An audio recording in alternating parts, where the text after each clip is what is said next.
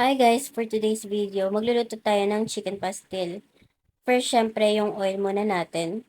And then, hayaan mo lang uminit yan. Maglalagay tayo ng atsuete dyan, pampakulay sa pastil. Actually, hindi talaga to yung authentic na chicken pastil kasi yung chicken pastil talaga is may luya. So, hindi kami naglalagay nun kasi ayaw ng ina ko, ayaw ng mama ko na may luya yung chicken pastil. Gusto niya yung ganyan lang. Then, maglalagay na tayo ng garlic. Hayaan mo lang siya na maluto ng 1 minute.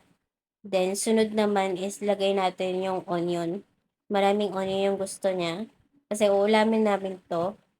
And then, yung chicken na hinimay-himay ko kanina. Then, haluin lang natin yan. Halu-haluin mo lang yan hanggang mahalo lahat.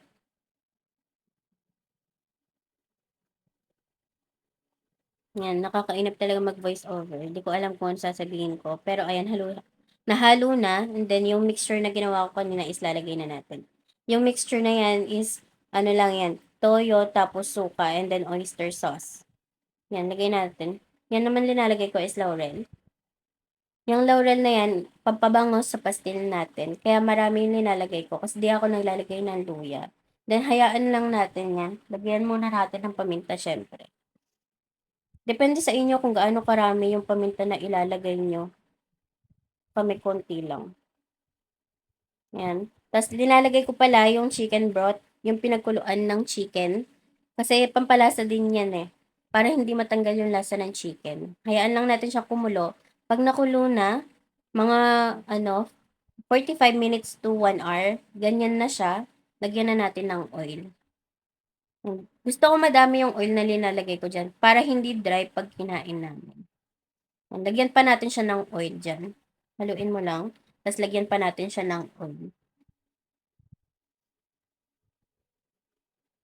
Ano? Sarap-sarap na. Charis. Tapos, ayan lang yung butter na natira sa ref namin. Kaya yan lang yung nilalagay ko. Yan lang yung ilalagay natin. Then, hayaan mo lang siya malusaw, syempre. Tapos, iluluto natin yan ng mga 5 to 10 minutes pa. Para maluto din yung oil, syempre, no? And then, ayan, tapos na yan.